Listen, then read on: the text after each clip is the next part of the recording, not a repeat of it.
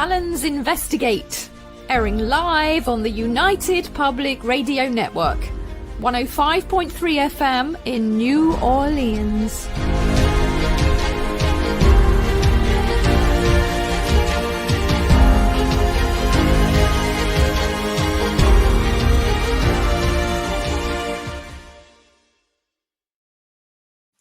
Yay! And welcome to the Alan's Investigate with me, Shona Allen. And I'm Gary Allen, the Cockney Bard.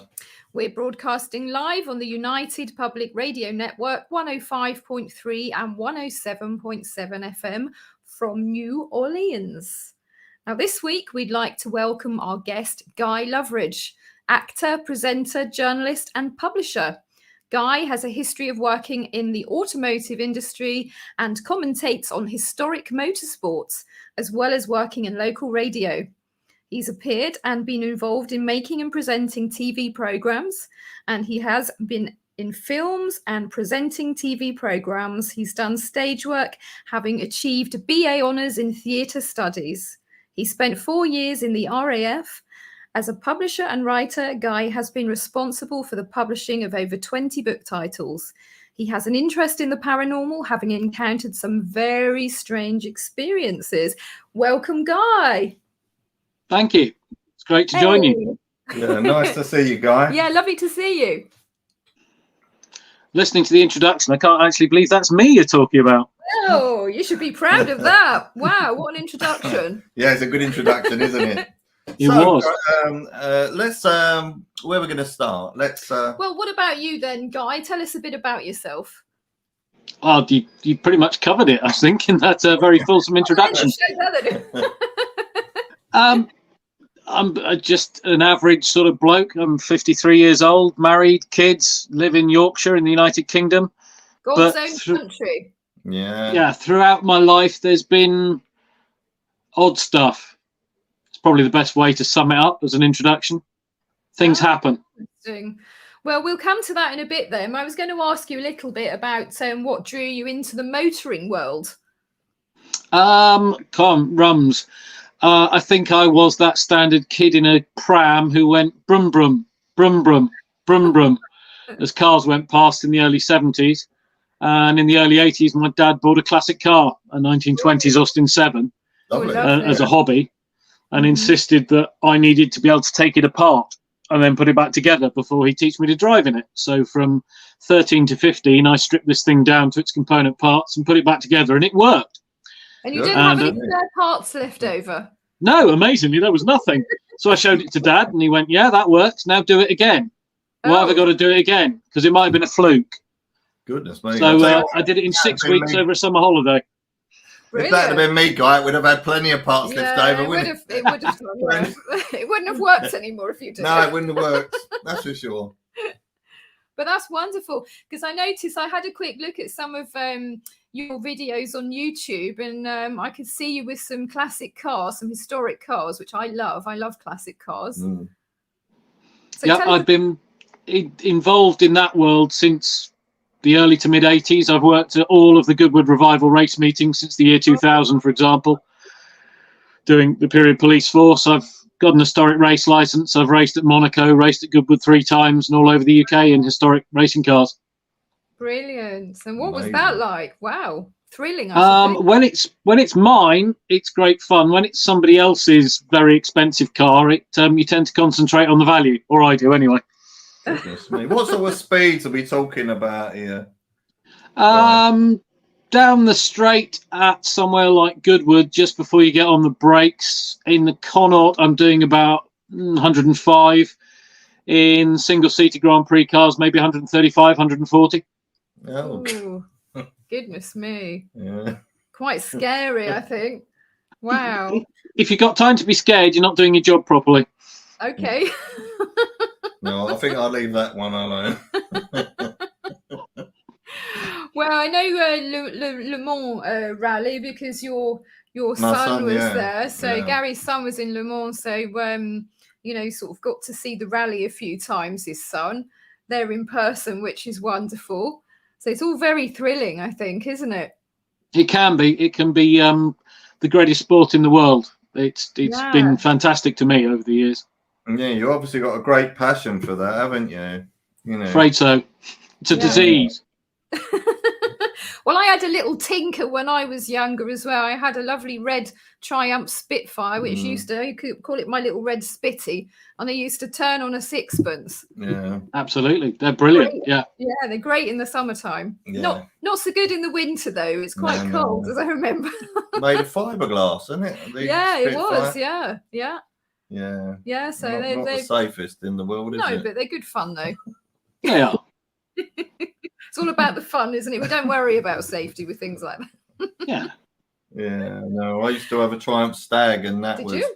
Yeah, but they have a problem with the engines and the waterworks, don't they? Some of them. I don't know if you know about Stags, but yeah, they do. That Triumph V8 needed to be kept with the right antifreeze mix.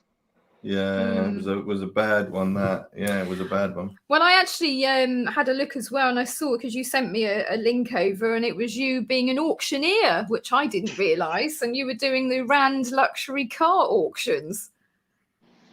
Yeah, that was a project that we did in 2019, and I went over to Long Island, and we sold many millions of dollars worth of very fine collector automobiles. The problem being that as we were putting the next one together, COVID turned up, so that was the end of that project. Oh, okay. Oh dear. Yeah. The dreadful COVID. Yeah. It's ruined a lot of people's businesses, hasn't it? A lot of hopes, dreams, and aspirations got flushed by COVID for sure.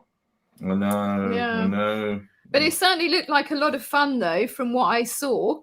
It was. It was great to do. Yes, I can imagine. So, you've had a few kind of paranormal experiences. I mean, when did that kind of start to happen? The first really odd experience was when I was 10 years old. My mother was born and raised in Australia, came to the UK in the 60s. And the first time she'd ever been to France was when we went on a camping trip in France. We're driving along, my dad's driving, I'm in the back, and my mum just reached across and told my dad to stop, and he pulled over and said, "What's wrong?" And she'd gone absolutely drip white in the face, and she said, "We're going to go over a hill, down into a valley, climb another hill into a village. We're going to stop in the village square. There's a tree in the middle of the village square surrounded by a bench. A man's going to come out of the shop directly opposite us carrying 2 loaves of bread. He's going to walk past, say hello, get on his motorcycle and ride away." My dad said, "Don't be stupid. You were born in Australia. You've never even been to France before." She said, "That's what's going to happen." So he started the car, drove, and it was exactly what she predicted. Wow, amazing. And had she done this kind of thing before? I asked. She said she didn't want to talk about it, and it wasn't probably for another decade that she actually started talking about that in the 40s in Australia and early 50s, when she was a drama student, she'd experimented with Ouija boards and didn't like it. Really didn't like it. I'm not surprised. I wouldn't recommend that either, particularly unless you really know what you're doing. Yeah, there's some bad things happen through the old Ouija boards. Well, they can do. Yeah. It's a bit like sort of opening your front door and saying, "Hey, everyone, come on in." Strangers in. Yeah, you never. That's a very strange thing, though. That the spirit of the glass and that, and people think you're actually pulling the glass, and then they realise you're not touching the glass, and it's moving rapidly around the letters and numbers and that. Yeah. Well, I think that's human nature, isn't it? You tend to sort of immediately think to the logical side and think, "Oh, there's got to be someone doing that, isn't it?" And then, of course, when you remove all the logical, what are you left with? The unexplained. Exactly. Yeah. So it's quite an interesting thing, isn't it? So that was like quite a rapid premonition then that she had. It was fully complete. She didn't go beyond the guy walking past us, getting on his bike and disappearing, and there was nothing that wasn't in the context of what we were doing. It was so specific. That's what I remember. Now, I remember the story as if she was repeating it today, but it was utterly, utterly specific to what was going to happen and did happen in the next 5 minutes. Wow. Well, that is, that is something, isn't it? In the next 5 minutes. Well, it is. I mean, I totally believe it as well, because I mean, my dad, who's not normally into this kind of thing, he had a really interesting experience, and his came in a dream though, so slightly different. And he had this bad dream, and he dreamt that this man fell off the clock tower in Norwich. Now, in Norwich City, we have a big building called City Hall, and it has a really tall tower with a clock on the top. So in the dream, he saw the clock face, and then the next thing, he saw this man falling off. And it affected him so much, and he was so scared by it. He actually told his work colleagues the next day, and of course, they ridiculed him. What do you think they did? They ridiculed him. They laughed and said, "Don't be so silly," you know. And literally, a few days later, this actually did happen. This was back in the 50s, 60s, I think. 50s, and what happened? There was actually a man up on the scaffold. I think he was either cleaning the clock or attending to the clock. And he did actually fall, and he fell on the bus shelter below. So his work colleagues didn't laugh anymore after that. No, I bet not. That's the that's the story of my last, I'm delighted to say, Ouija board experience. Very similar. Ah, tell us about that then, Guy. It was my then girlfriend and one of my best mates. After a night out, we came back and decided, let's do a homemade Ouija board. So wrote out the alphabet on squares of paper, wrote down the numbers 1 to 10, yes and no, got a glass, played around, had a few more drinks, nothing happened, thought this is daft, about to stop it. And I remember it was Gareth who said, okay, so for the last time, is there anybody there? And the glass shot across to yes. And we all went, okay, who did that? No one. It did it. Okay. Put the glass back in the middle. Is there really somebody there? Yes. Well, who are you? HELP. Help. Well, who are you? HELPFIRE. Okay. Help, fire. Who are you? If you want us to help, who are you? GEORGE. HELPFIRE. Okay, George. What's wrong? Help, fire, help, fire, help, fire. And then we got freaked out and lifted the glass off, but not before we got to just having all of us resting our little fingers on the glass, so none of us could actually be pushing it. I remember looking at the other two and thinking, well, I'm not pushing it, and I can see you're not, but there's a force here. It's moving it around. So we held the glass up and burnt all the letters, and all three of us slept in the same room then. And the next morning we were petrified. The next morning we walked into Huddersfield, and there was a banner headline that there had been a warehouse fire in Dewsbury the previous night, and a guy called George Johnson had burnt to death, the night watchman. Oh my goodness. Yeah. Wow. Yeah. I mean, that's an incredible story, isn't it? And that's why I've never gone anywhere near a Ouija board since.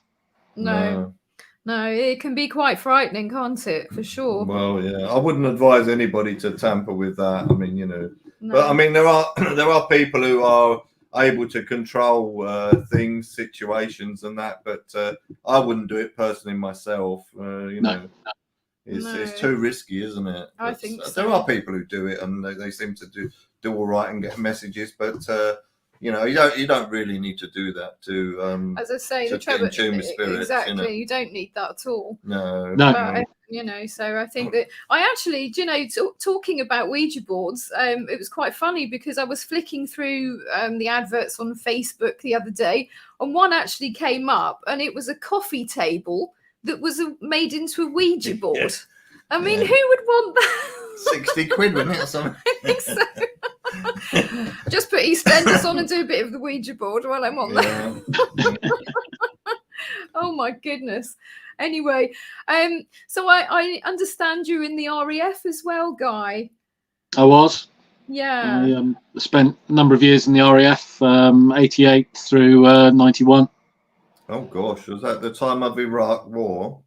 That was Gulf War 1. I've got some Operation Granby, which was the RAF part in Desert Storm build-up support time in my logbook. Wow, Goodness interesting. Me. Yeah. And that led me to another experience I cannot explain at all. Oh, go on, do tell. Yeah. I was stationed at RAF Cosford, which is now the Midlands Air Museum and RAF Museum in the Midlands. And we'd finished flying for the day, training flying, put our aircraft away, had a beer, and I was walking back through the museum hall after hours, and with 2 colleagues. And as we walked past one of the large Avro aircraft, the Avro Lincoln, I just looked up and I thought, crikey, they're working late tonight. There's a chap in the cockpit. And then I stopped and looked at him and I thought, why is there a guy in the cockpit wearing a flying helmet and a flying jacket? Mm. And I turned to my friends and said, can you see that? And they went, what? And we looked up and there was nothing there. But I was utterly as sure as night is day. That's what I saw. There was a guy in the cockpit going through pre-flight checks. That's what it looked like. He was looking down, checking across, checking things, looking out the window, looking down the wing, and then he wasn't there anymore. Well, I can remember, Guy, driving down the motorway, and that must have been about 12 or 12:30 at night, and I could see a motorbike headlight behind me, and he had nowhere else to go, and he was there behind me for about 10 minutes, and they completely disappeared. So, you know, there's no way he didn't go past me. So, you know, it's a similar sort of experience of what you had, just completely disappeared. And you know, you can't really explain that, can you?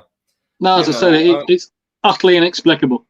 It is. It's quite interesting as well, because you often kind of come across this experience, and it's happened to me as well, in that you look at something and you see it, and then you look again, because you kind of double take, don't you? And look again, and then it's gone. So I think that the mind, you're almost in kind of a meditative state, and therefore you're more open to be able to see things. And then, of course, when your rational mind then kicks in, you're thinking, what? Hey, I shouldn't be seeing that. And then, of course, it just goes, doesn't it? Well, I think it's very interesting listening to obviously intelligent people relaying their stories, you know, like someone like yourself, you know, you're obviously an intelligent man, and well-reasoned. And so your stories you know, they have to be taken seriously, and they can't, you know, you can't ridicule with you, can you? I mean, it's ridiculous. No. So it's very interesting, yeah. As I say, weird stuff keeps happening.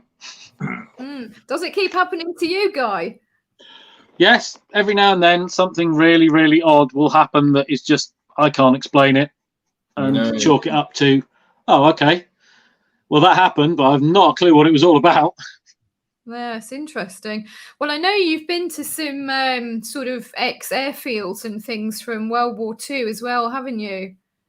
Yeah, not on any sort of deliberate ghost hunting kind of way, but just because I'm interested in heritage aviation, and I flew with the Battle of Britain Memorial Flight when I was in the RAF in the 1990 season for the 50th anniversary. So I have a strong interest in that, and a number of them do have strong atmospheres. Yeah, that's all I can say. You feel this is odd. I mean, the classic one, not an airfield, but I was with a friend in Normandy, and we went to one of the German emplacements. Parked the car, lovely, typical seaside sounds, gulls overhead.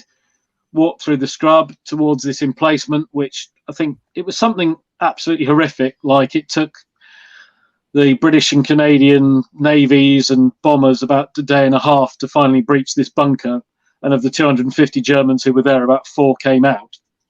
Goodness. And we're walking around it, and I said to my mate Rod, have you noticed something? He said, what's that? I said, it's gone absolutely silent. He went, oh yeah, no birds, no nothing. And I've had the same at the Vimy Ridge Canadian War Memorial to the First World War in France, which is I think it's 10 acres of land which the French government gave to Canada. It's patrolled by Canadian Mounted Police. Mounties are there, and Canadian high school kids do their internship 6 months there as part of their college courses. And you go there, and it's eerily quiet. Middle of the French countryside, and the ground is still cratered. They've just not. And every now and then there's a loud bang when a sheep has found some ordnance, and it goes off. Oh my. But it still has a very, very particular atmosphere. It's interesting. We talking of ordnances, we've just had one not far from us at Great Yarmouth. They discovered a World War II unexploded bomb, and that caused quite a quite a buzz in the community, I can tell you. I bet. It did. It was in the newspapers recently everywhere. So Right. that was a giant sand pit created there, I think. But anyway, I digress. Finish your story, Guy, because it's very interesting, because I know that there's more to this as well, isn't there? Well, there's been times where I've been with people who would not think of themselves as being receptive or anything of that sort. I was commentating at Snetterton, the race circuit in Norfolk. Not far from that. Yeah, we were at an airfield. Well, it was a B&B, and there was an airfield at the end of the road, which was an American US AAF base during the war. Oh, would that be Old Buckingham? I can't remember the name. I'd have to check. I've kind of blanked it out because it was a weird weekend all over. As we were driving to Snetterton, things were jumping out of the hedgerow at us, like muntjac deer or birds, pheasants. They were just coming out of nowhere and literally hurling themselves in front of the car. My dad and eldest son were with me, and they found it hilarious and said, it's you. You're just finding them. How can I find creatures to jump out into the road? They're all going, Guy! Guy, yeah. Well, that was it. That was what it felt like. Because the night before, in the dark, we'd gone out onto the airfield with really powerful torches just to see what we could see, just for the hell of it. And we're driving around the perimeter track, and there was a massive bang and flash in the sky. I stopped, and my dad and my son said, well, what on earth was that? So I haven't got a clue. And then it was silent. Well, I really can't explain what that was. And I said, well, weird. Maybe it was, maybe it was a flash of lightning. Well, yeah, I suppose it could be thunder and lightning. Yeah, okay, that makes sense. Went back to the B&B, got up the next morning, and we're talking about this weird thing. And the chap who owned the B&B just shrugged his shoulders, rolled his eyes, and chucked a pamphlet about the history of the airfield in front of us. And there was an experiment with a remote control B-17 full of high explosive, but it still needed a pilot to pilot it to make sure the remote control worked. But the explosives went off while he was aboard. Oh, no. And I think he was something to do with the Kennedy family. Oh, goodness. Well, it's the Kennedy curse, isn't it? The Kennedy curse, that's what's happening. There's a very solid Kennedy curse, absolutely. Yeah, it's interesting, Guy, that you've developed this ability, and your mum had it as well. Mum didn't like it, and I have empirical proof of that. I was with a friend of mine who's a mutual friend, Hamilton White. He took me to a site that he knew was very resonant, gave me some divining rods and said, I've tried this on 5 or 6 people, I want to try it on you. Walk up there. I walked up and the rods crossed. He said, right. And then he showed me his phone of the other people, exactly where I was, where the rods had crossed. Yeah. And we went to a few other places on this site in the Midlands. And we were walking down a sunken pathway. And I dropped the divining rods, and Hamilton said, what's up? I said, I genuinely asked him, did you hear that? And he said, I didn't hear anything. I said, well, okay, my mum, who at that point had been dead for 7 years, has just shouted no in my ear. Really? And I said, I'm not doing this anymore. And he went, well, you are stood right in the middle of what I would regard as the hottest spot on this site. So, well, that's fine, but you're picking those up and I'm going home. Yes, listen to your mother. Did he carry on, Hamilton? Did he? No, H came back with me. That was enough.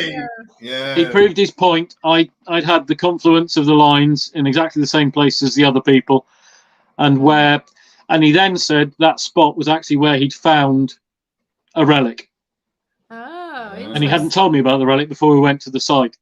Okay. Yeah. So did you know anything about the history of the site at all? I didn't. Hamilton knows all about it. But I almost kind of put my fingers in my ears and went, no, I don't want to hear about this now. Thank you very much. La. Exactly. Yeah. Oh my goodness. But I think if you hear a very definite no, I think you have to listen to that, don't you? Yeah, because it doesn't always, it's unusual that your mum had, although she didn't really want it, for want of a better word, and she was getting stuff, and then it's come down to you. And like me with my family, my mum and dad wasn't interested in it at all. And, so it was very, very difficult for me from 33 onwards, trying to explain to people the experiences I was having, it's very, very difficult.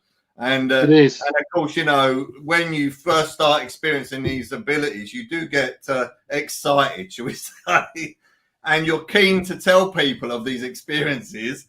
And of course, people must think, you're completely off your trolley, so that's very difficult until you a bit later on in life, you're able to deal with that and able to deal with people and give them reasoned argument to as much as you possibly can, Yeah, I know. I've met people in the States and across Europe who won't broach the subject, but when a couple of glasses of something pleasant have crossed the lips, you start chatting. Yeah. I have a very good friend and colleague in Switzerland who is a very well qualified professional gentleman with a very good living and a practice in what he does. He's a world leader, and he is absolutely certain about voices from, contacts from, guidance from somewhere. My dad's ex-boss, the late Sir Charles Horsley, Sir Pete Horsley, sorry, who was an Air Vice Marshal and was aide de camp to Prince Philip. He wrote, he talked to me at Farnborough Air Show one year about this, and he wrote a book about it called Different Voices, Other Rooms, something like that. And he maintains that he was contacted by someone who needed to speak to Prince Philip. Wow, very interesting. That's a guy who was doing the ball bearing run during the Second World War in Mosquitoes, a very highly decorated, very responsible RAF officer. And he was absolutely certain that there was something else in play. Well, someone I'd love to have met was Michael Benteen. I think he was a fabulous man, Michael Benteen. And, he had the experience where his son went up in the aircraft and he begged him not to go, didn't he? I think that's quite a well-known story. And he got killed, didn't he? So those two books are a fabulous man. Very well written. When he talks about his father during the war and going to visit another receptive person in a pub on the docks down in, I think it was Dover.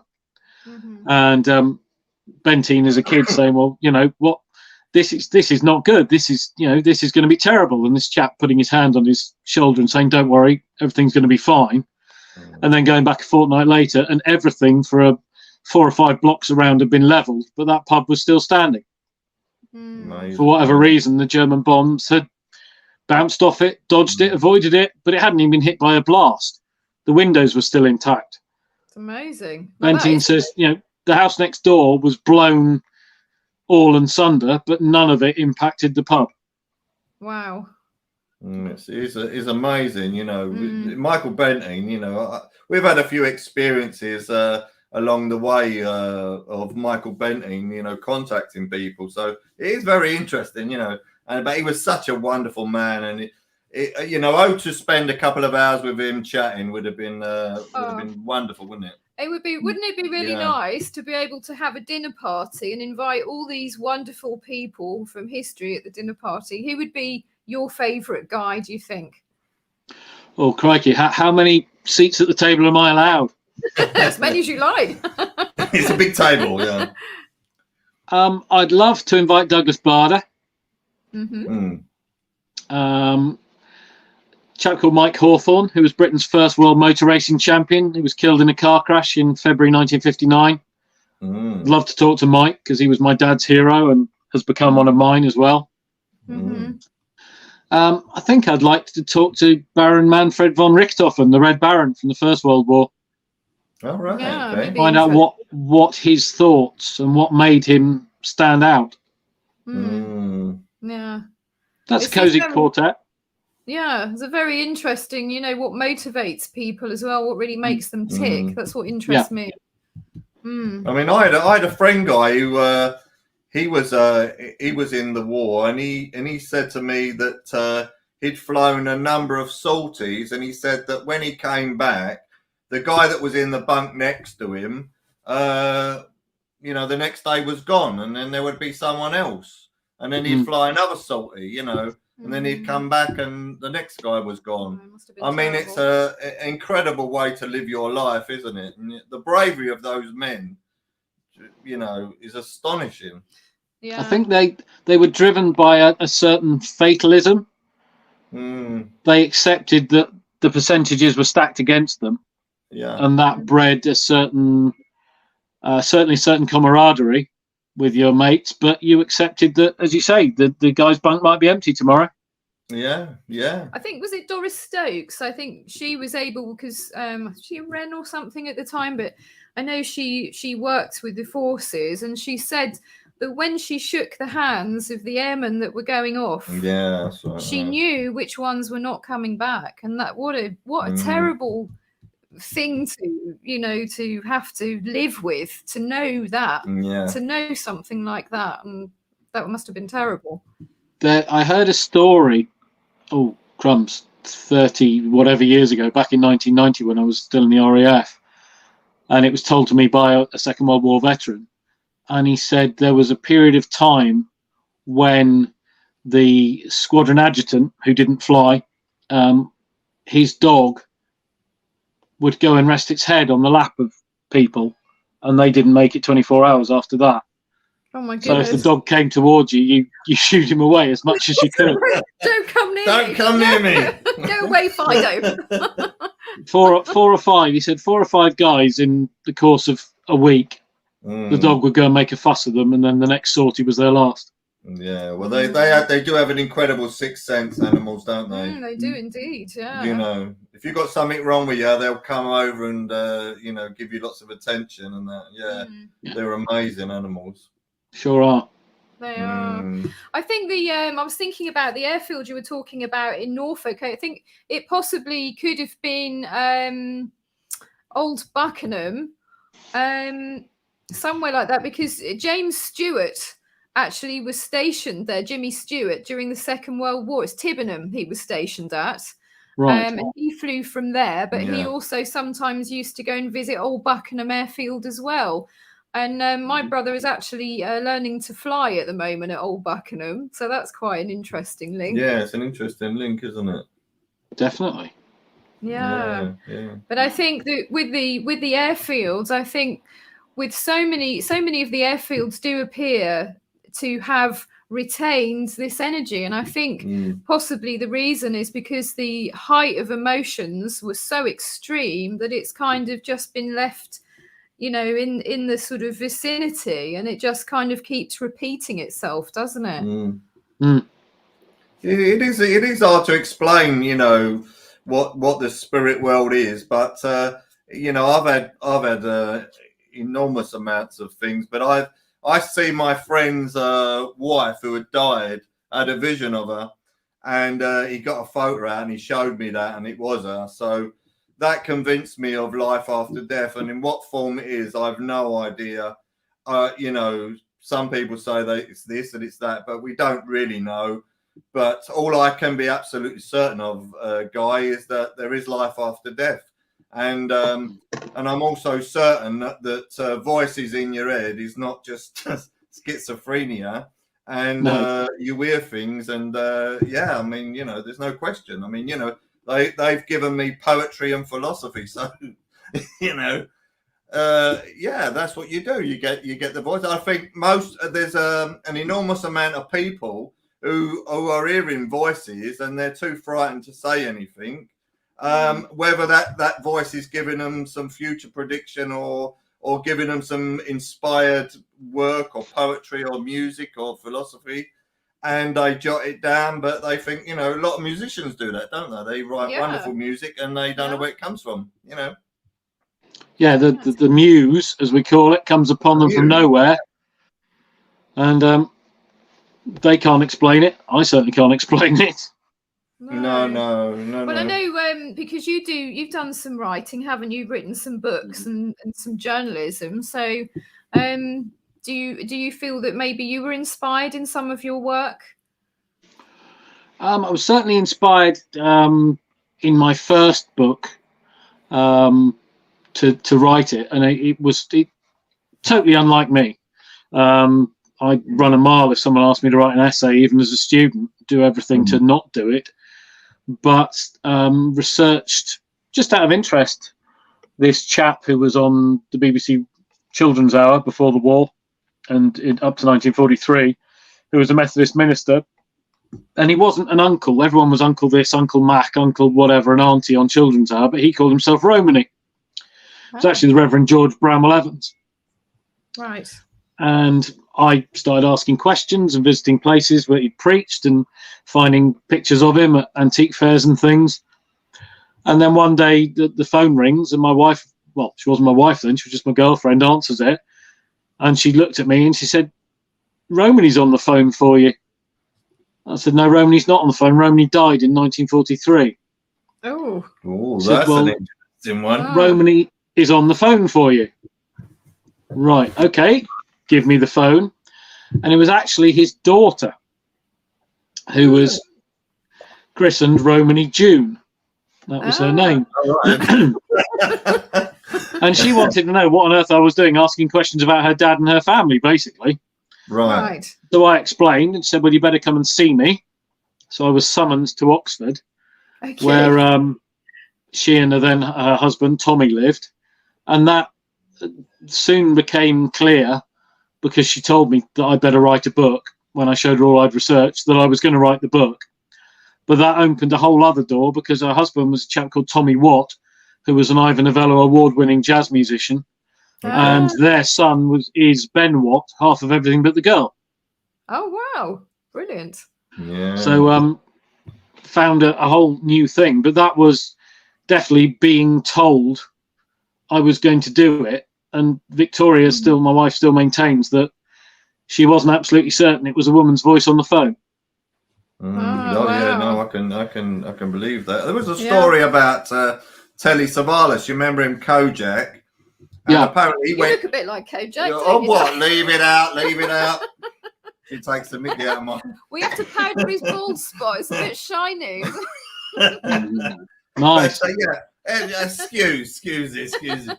Anyway, Telly Savalas, he told a story of how he went to Scotland and he met a chap over there, and he was talking to him, and the chap said to him, "Oh, you know, I've got a note here, and I want you to take it back to my wife or partner, whatever it was." And so he got the message, and he took it back, and he went to America, and he was talking to the person, and he was dead. So, you know, so he couldn't explain that. But that was an interesting story. I might have got that story a little bit mixed up, but nevertheless, I know that he'd spoken to someone who was dead. Yeah. The Kennedy was Joseph P. Kennedy, John F. Kennedy's brother, and it was over Blythburgh, Blythburgh, Blythburgh. Yeah. Oh, that's interesting, isn't it? Well, my family are the Kennedys as well, so yeah. The cursed, a lot of them. I know, sorry about that. But no, it's interesting. Now, I remember when I spoke to you as well, keeping focused on the aeroplane stories as well. I remember you, when we were talking on the phone, you mentioned about, I think it might have been your Swiss friend again, and how he was in the plane over the mountains. Can you tell us that story? Well, it was his father was up in a plane, the weather closed in, and he couldn't find a way of getting down. And he thought, well, that's it. I'm going to keep on flying till I run out of fuel, and that's the end of me. Because you're in Switzerland, a country full of mountains.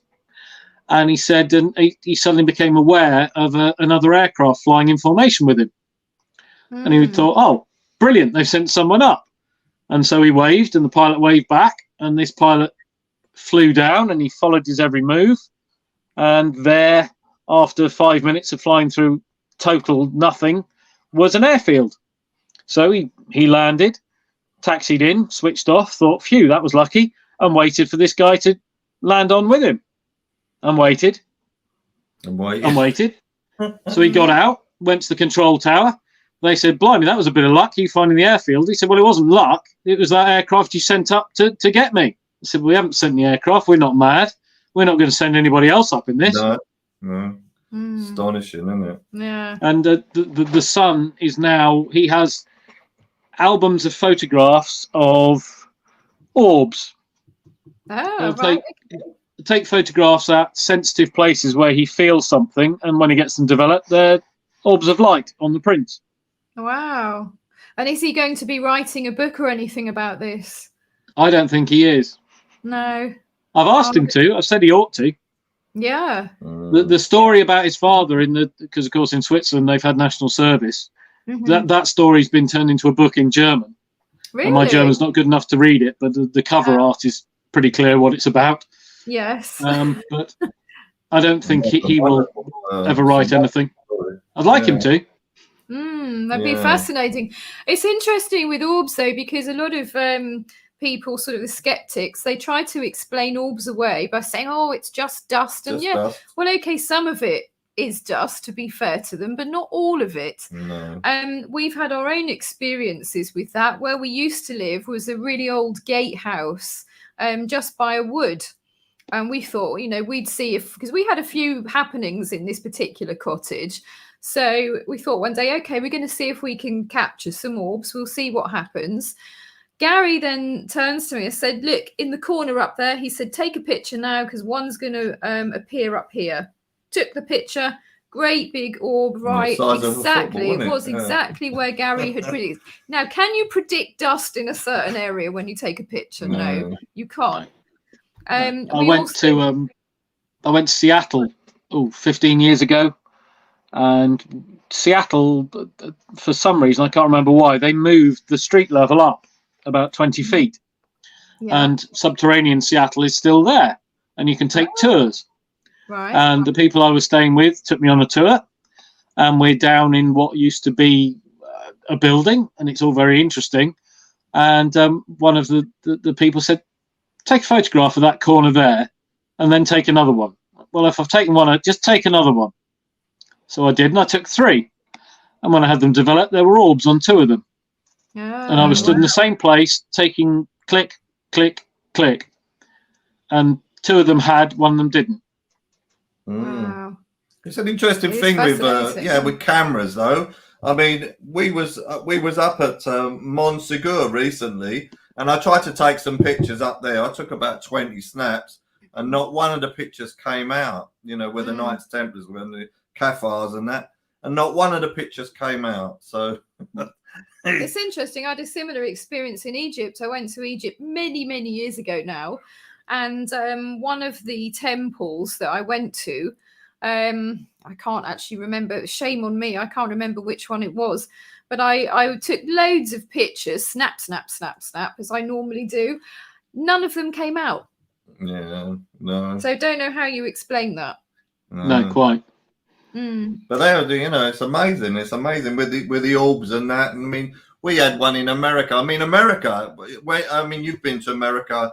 And I don't know what it is. It seems to be more energy over there, more magnetic, doesn't it? Well, we discussed that with Michelle, actually, didn't we? Because she found the opposite way. So whether it's just that we sort of, we have to kind of shut our minds down a little bit, because I mean, if it's happening all the time, I mean, you'd never be able to get on with life properly, would you? So with all the interference, it's a bit like a radio interference, isn't it? So we have to kind of tune out a little bit. But when we went to America, we found it was so many things happening. It was amazing. It was brilliant. And we went to this little ghost town called Calico, and we saw orbs there. And the thing is with these, again, we ruled out the dust and the moisture theory, because when we were talking to this orb, I said, look, could you come out towards the camera, please? And it did. And everything we asked it to do, it responded to. It was changing shape, wasn't it? Dust doesn't do that, does it? No. No, No. it's not And it biddable. was interesting because we were with a Los Angeles forensics detective and a bike rider for Arnold Schwarzenegger. So they wasn't fools, we were with. And they were also interacting with this orb, and it was changing shape as they were talking. It was extraordinary, Pasadena, wasn't it? yeah. And I mean, it wasn't just the size of a football. It was like massive, wasn't it? It was absolute. That was Pasadena Playhouse, wasn't it? It was massive. Yeah, it's very absolutely massive. Yeah. So I mean that was quite an interesting place because it had a number of sort of incarnations. I think it had been a church and a morgue and a bordello and then a theatre, and so it had many incarnations in its life. So you think, goodness, all the energies and things gathered together in there. I mean, how could you fail not to get something? I mean, I don't know what orbs are. I mean, some people say, they're a manifestation of spirit. But I have no idea, and I don't even pretend to know what it is. It just is, and it just is. It's unexplainable, really. To me, I think it's energy. To me, and I think, everything is energy, isn't it, in the universe? And I think that's the one thing that I've always thought about with life is the fact that energy, it doesn't die, does it? It's not created, it just is there. What energy does is it merely changes form. So I believe that when we die, we might lose this physical vehicle, if you like, but that essence and energy inside, it lives on. It's eternal. Yeah.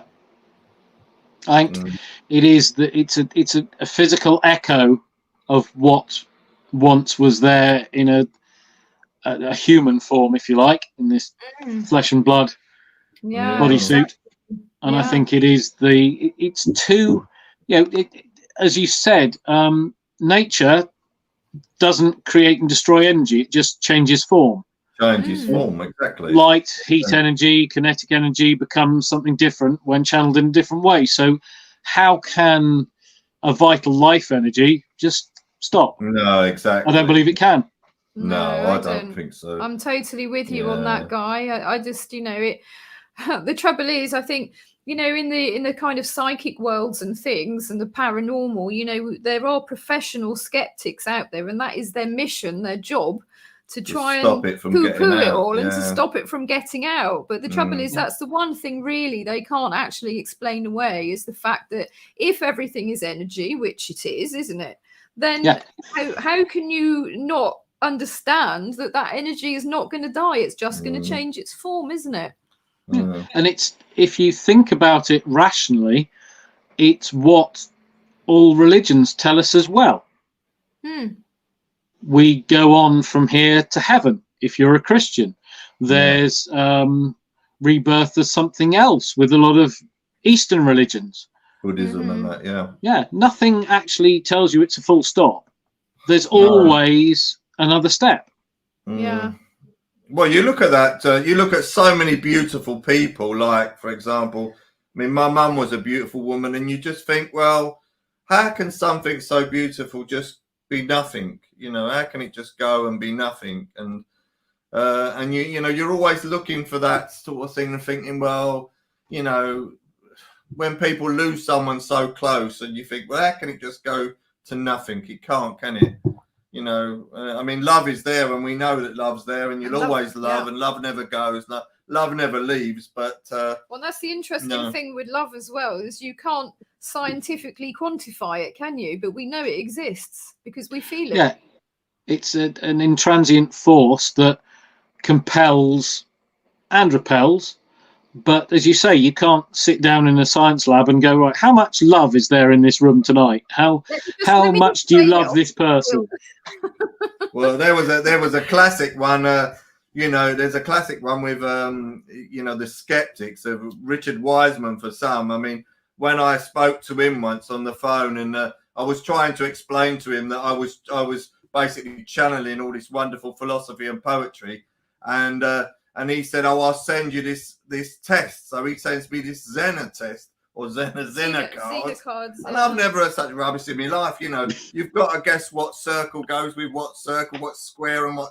And I thought, what a load of old topic. And it's nothing about what I told him anyway. I mean, What's that going to prove? Well, it's basically like giving somebody who's a maths genius a history test, isn't it, really? It's stupid. Yeah. But it was the more you get right, the more psychic ability you had. Okay. But the point of it is you don't know how many you got right because no one ever told you. They never tell you. Okay, right. That makes a lot of sense, doesn't it? Yeah, quite. Yeah. Oh my goodness.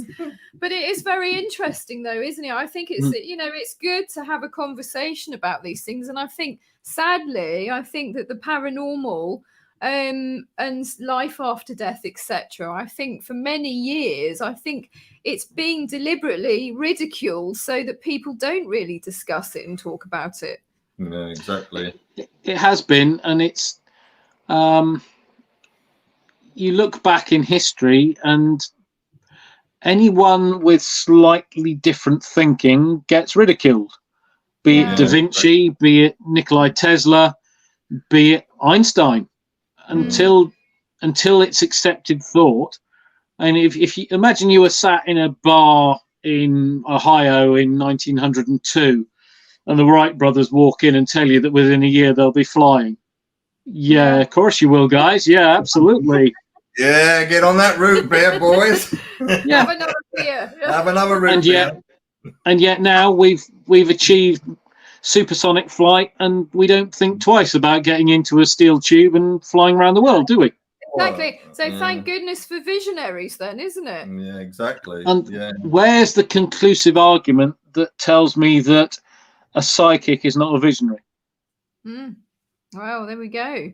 I mean, it's interesting with Nikola Tesla, because Nikola Tesla obviously was demonstrating some kind of clairvoyant ability, because he used to be able to see, he'd have a flash of inspiration and he'd see these inventions working, and he'd keep fine-tuning them, not by making them physically, but by doing it in his mind. How incredible is that? Yeah, incredible man. Have you read Nick Cook's The Hunt for Zero Point? Yes, I have actually. That affected me massively because I knew him as a flight international aviation journalist from my world, if you like. And reading that, I know some people have dismissed it as massive conspiracy theory, but the things he touches on there, that he's approached from a very scientific, cold journalistic viewpoint, really blew my mind. Some of the, and it's tied in with the mysticism, it's tied in with the esoteric, it's tied in with Tesla, it's tied in with some of the weird things the Nazis were up to. Well, I mean, according to some, I mean, it's interesting that they were actually supposed to be working on saucer projects, weren't they? They were. And were they working on a time machine? Oh, the Wenceslas mine, I think it was called, wasn't it? That's I remember it. that. Yeah, that looks really interesting, doesn't it? Yeah. I think that, I've seen several programs about it, one of which I think was trying to debunk it and say, oh, it was just a water tower. But there were some interesting things there that, I think some of the locals that were around sort of at the time, or remembrances from around the time, were talking about cabling. Am I right in that? Yes. Why did we need such high-powered cabling for a water tower? Exactly. I don't normally mix electricity with water. Really. Not a great mix, no. And not really, no. And then you factor in what the Americans were up to with the Philadelphia project. Yeah, that was very interesting. That was interesting, wasn't it? And there's enough contemporary evidence about, I mean, we won't go to that particular area in Nevada, but there's enough evidence of what the Americans were up to. I mean, Nick even talks about an American Air Force press release that was an official release that then got hushed up within a matter of weeks, but it went out. It's in the Library of Congress. They can't argue. It hasn't been destroyed. They put out a press release. They were experiment with what I suppose we call quantum theory now, that what better way of hiding a battleship than have it suddenly not be there? Well, exactly. Well, I think they tried to explain some of it away by degaussing experiments, didn't they? But it doesn't quite cut it for me. I think obviously something was going on, wasn't it? For sure. So, I think, wasn't it to do with torsion fields as well? Yes. Mm. Yep. And the 0 point energy theory being that if you can achieve that, I wish someone would, because we wouldn't need fusion or fission. We could be nuclear free and have enough power for everybody forever for zero destruction of the planet. Well, I think that's the thing that Nikola Tesla was demonstrating, is the fact, and he said, didn't he, that we have an abundant source of energy, free energy all around us. Absolutely. And he wasn't the only man, actually, who discovered this and knew this. There were other inventors as well. I think one was called, Thomas Henry Murray, if I've got that right. I think he invented something as well. Keeley was another one. So there's been actually quite a few people and many others as well. I think I can't remember his name. I think he was a Russian guy, Grabovsky or something. I can't remember. Someone will probably tell me anyway. But he also discovered this, and I think his was to do with beetle wings. He found that by tapping these beetle wings, it caused them to levitate. So it's fascinating. Yeah. Certainly food for thought, isn't it? There's a lot out there, definitely. But it's interesting, I had some woman at a bus stop. I was talking about some things, and she said, "Oh, you're one of those conspiracy theories." and I said, "Well, a conspiracy is just a truth waiting to be found, isn't it?" And she didn't know what to say. Well, no, I was going to say, I think the conspiracy theorists are up 5-0 on them. 5-0. Yeah. 5-0 to the conspiracy theorists. Oh, it's unbelievable, isn't it? Honestly. Yeah.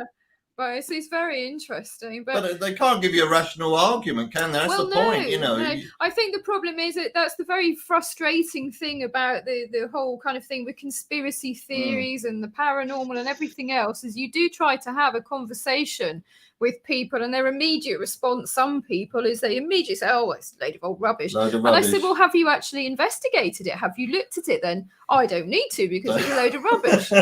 Yeah. How do you reason with people like that? Because that's how you find truth. Well, that's debate, isn't it? If you want to find truth, then you've got to go look for it. You've got to do your own research, not rely on what a book says or what a so-called expert tells you. You have to do that yourself to find the truth. But that is it. That's the art of debate, though, is it being able to reason, isn't it? And I think we've lost that to great degrees now. People are not able to reason, are they? No, people have lost the ability to think for themselves, for want of a better phrase. Yeah, for sure. Yeah. You accept what you're told. Pat on the head, get on with it. Yeah. And free thinkers. Yeah, free thinkers, that's right. Well, that's the trouble if you're a free thinker. It's a bit of the old herd mentality, I think, that goes on there, because I think that there probably are actually more free thinkers than we think there are out there. But I think the problem is they're a bit scared to step out of the herd, aren't they? And for the rest of the herd going, "Oh, well, you're weird. We don't want anything." Yeah, you're a weirdo. Yeah. I think we're all weirdos here, aren't we? I would have thought so. We wouldn't be here otherwise, would we? But I'd rather be weird than normal and boring, I have to say. But I think that's the thing. If someone can give you a rationed and reasoned argument instead of just dismissing something, well, that would be fine, wouldn't it? I mean, I think it was in 89, 90, I was in Benidorm. Oh, it might have been earlier than that. I think, it was about around that. And I saw through eye-powered binoculars a flying saucer, and I could actually see the glass on this saucer-shaped object, and it was going at such enormous speeds. 1 minute it was there, and then it was over there, and then it went behind the building and completely disappeared. And then it wasn't long after that the stealth bomber came out. So the Americans were extremely advanced at that point, and I don't necessarily believe in aliens and things like that, but you've got to keep an open mind on it. But I realised that when they got the stealth bomber and I saw that, I realised that they did have some extraordinary things, didn't they? Oh, well, I think we're extremely advanced. I mean, you must have heard about the cattle mutilations quite a lot some years ago. Yeah, that was kind of a strange thing as well. And I think there was always a kind of a lot of talk about black military helicopters at the time hovering over these happenings. But what I thought was quite interesting is they seem to share a common link, and that is the wounds were cauterized. And I thought, well, if they're cauterized, very interesting, because I remember not long after we started hearing about the cattle mutilations, we started having the laser surgery, so it would cauterize the wounds, in surgery. But that's just a conspiracy. Yeah.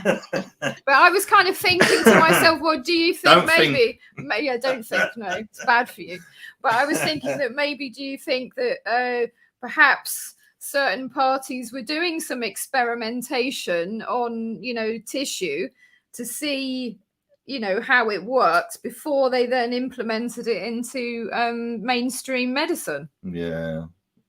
Stranger things have happened. You just have to look back at some of the photographs of surgery techniques post First World War of skin grafting and things. Yeah. And just because that was done with sanction to save poor fighting men's appearances, I bet they didn't just suddenly arrive at that as an answer. I'm pretty sure they experimented a bit beforehand. Yeah, that's right. It's a bit like Dolly the sheep, isn't it? Remember that coming out, Dolly the sheep? Yes. Yeah, exactly. Our own clone, yeah. Yeah, amazing. Yeah, I remember that in the Sun headlines, Dolly the sheep cloned. And that's going back a few years, isn't it? Yeah, it is. It is a while, yeah.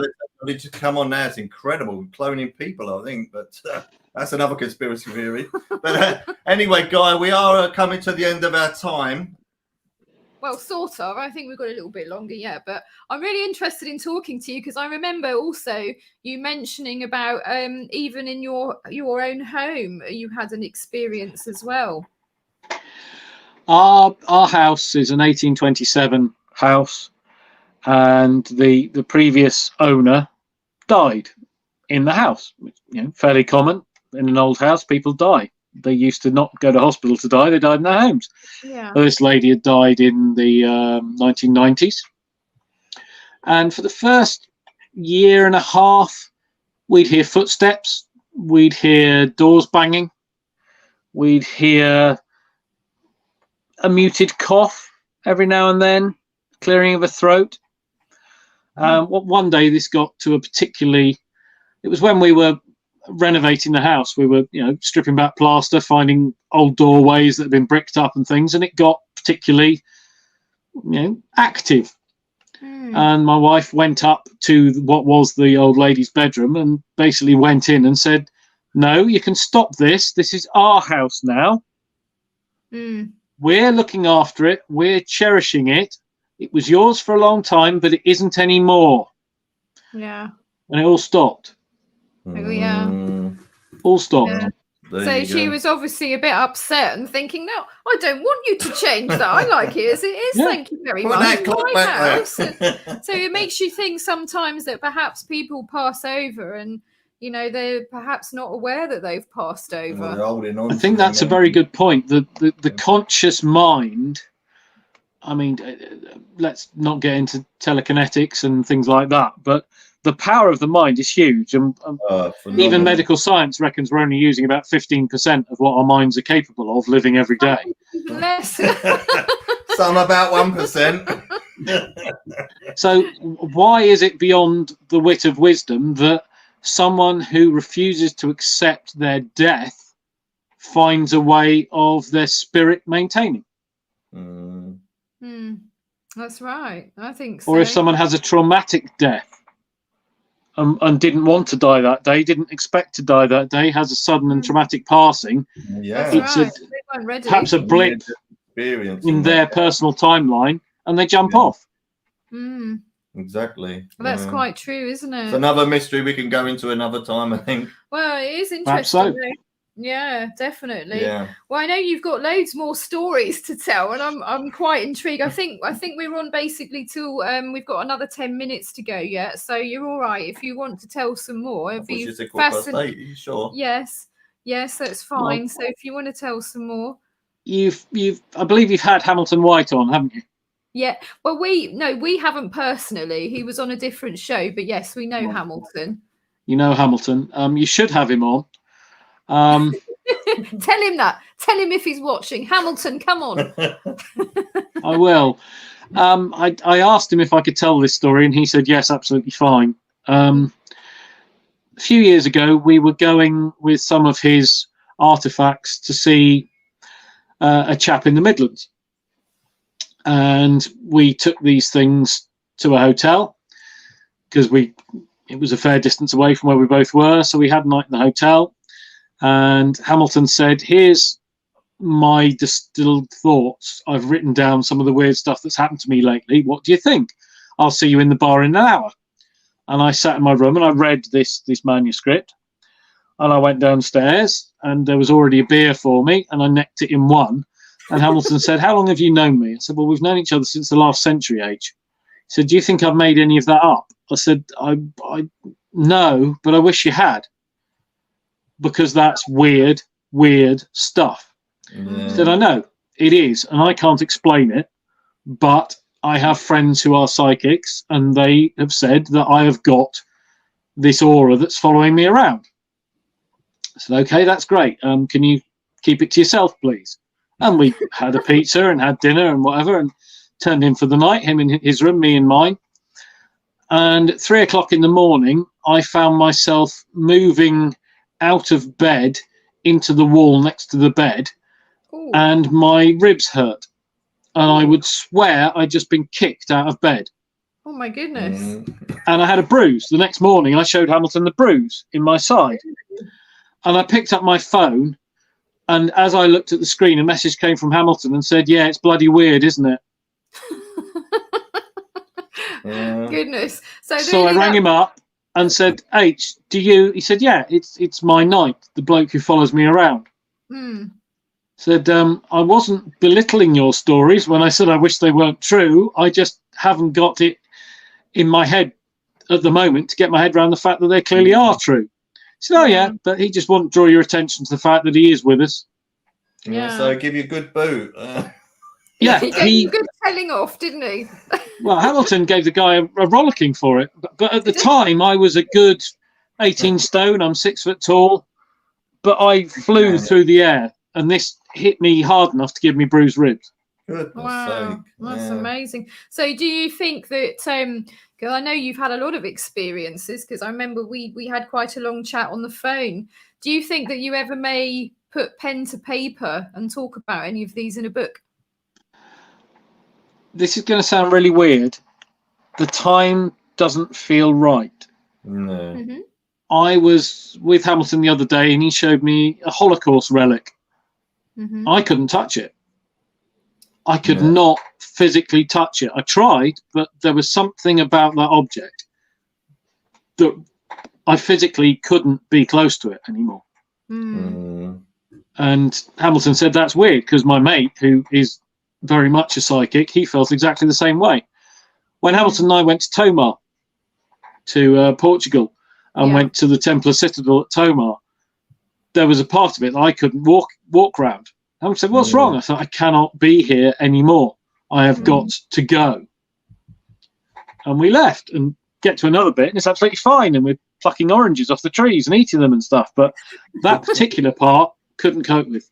Could not. Something wasn't as dramatic as my mum shouting no or stop, but it was, I shouldn't be here. I really do not feel comfortable in this place at all. So I wonder what happened in that particular part, because wasn't there some sort of the inquisitions and things that went on there? I'm not sure if I'm right or that, but I know there were certainly some things that went on there, wasn't there? Yeah, mass murder happened in that part. Oh, okay. So you obviously picked up on that then. I guess so. It's the only explanation I can come up with. So I love castles and love history, but that particular bit, couldn't deal with it.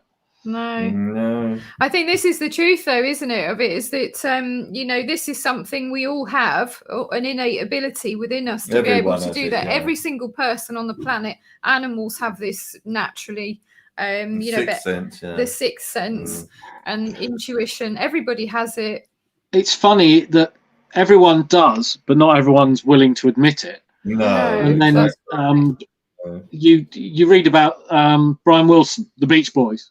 He did a song called Good Vibrations, massive hit all over the world in the mid-60s.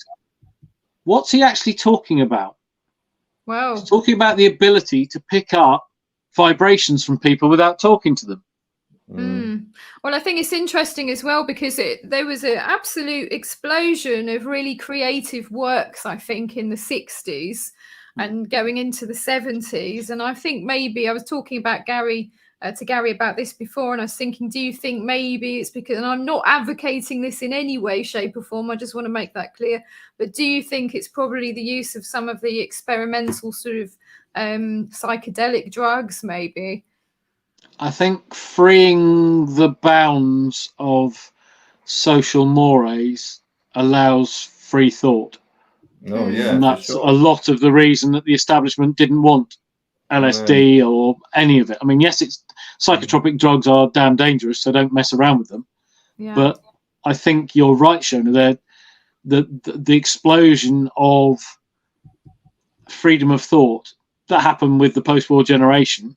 And not all of them were on mind-expanding substances. I mean, yes, Jack Kerouac started it, and the Beats promoted it, and it carried on through psychedelia. But I don't think Agatha Christie was on psychedelic drugs. No, I don't think she was at all. Roger Kipling. Well, actually, I think he was. Oh, Raja, was he? Yeah, when he was in India, I think he did dabble a bit. Actually. Oh, well, good. I'm sure he did. Yeah, And it always goes hand in hand. I mean, one of the greatest romantic poems, Coleridge, Kubla Khan, in Xanadu Kubla Khan, the Stately Pleasure Dome Decree. He wrote it when he was off his trolley. Yeah. Oh well, yeah. And he admitted it. He was interrupted by the postman bringing him a letter, and he went to the door and took the letter, and then he sat down to continue the second and third stanza, and it had gone because he wasn't stoned anymore. Oh no. He was on opium, which was legal at the time. I bet he was really annoyed with that postman, wasn't he? I'm sure he was, because once he published the incomplete poem, people like Byron were writing to him and saying, "You've got to finish this. It's amazing." You know. Yeah. I know. No, I can't. I think it just goes to show, because I know the shamans all over the world, I mean, they take certain psychotropic drugs and things to tap into areas of the brain that stimulates areas that we don't normally use. And I think we really, as we said earlier, we really don't know the true depths of the mind, do we? No, not at all. No, but it's fascinating. But listen, what Guy, a wonderful guest! What a wonderful guest! I've really enjoyed chatting to you, Guy, and I hope that you come back sometime and tell us about when you come out with some more books as well, because I'll be fascinated with those. Thank you, Gary. Thank you, Shona. Delighted to be on. It's been lovely. Thank you very much. You take care. Yeah, take care. You too, guys. See you soon. Bye. Bye. Bye. Well, what a guest, though. What a guest. Yeah. Really super interesting with that. He's had some amazing experiences. Yeah. And I know that he's had many more as well, because I spoke to him on the phone, that we just don't have the time. Well, just to say that next week we've got a very special show, because we're going to have the Allens investigate. The Allens. Yeah, we're going to investigate ourselves. Well, I think only because people have been asking about us. They have. They've don't been really asking, know too much. So we'll be telling some amazing stories. So tune in. I hope you tune in next week, guys, if you're listening. So thank you once again for joining us on the Allens Investigate. You can check us out at www.theallensinvestigate.com. And we're broadcasting live on the United Public Radio Network, 105.3 and 107.7 FM from the beautiful, gorgeous city of New Orleans. And I must go and visit there. We must go sometime. Yeah, sometime. I think it'd be absolutely wonderful. Bye for now. I think it would be gorgeous, wouldn't it? Been to America before, want to go back. Definitely enjoyed it. Well, I hope you tune in next week, and I hope you've enjoyed listening to our conversation with the wonderful Guy this evening, and certainly some extraordinary stories there. Certainly some food for thought there. Word, yeah. Really is, because as we were talking about the mind, I think that the mind has a capacity that we really don't know the true depths of. Well, that's the aim of the Allens Investigate, isn't it? To dig deep. Well, it is, because I think the thing is that we need to dig deep and search for the truth, as You I need to get the mentioned truth out earlier on. there. Don't rely on what No. people are saying. Don't even rely on what we say, because that's just our Search opinion. yourself, isn't it? Search for the yourself truth, to find the It's there. truth. And I know that there's a wonderful Buddhist comment on this about the truth, which has completely gone from my brain, unfortunately. But never mind. But anyway, guys, thank you so much for watching.